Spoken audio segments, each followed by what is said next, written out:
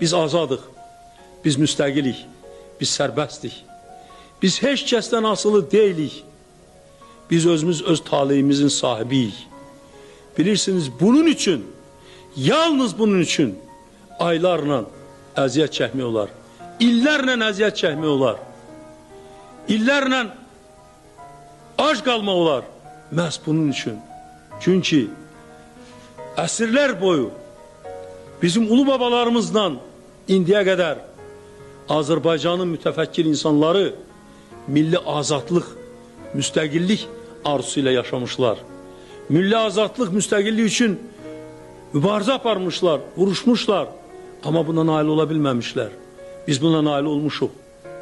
Və bilin ki, bunu indi əlimizdə saxlamaq, bunu qorumaq hər bir insanın canından da onun üçün artıqdır.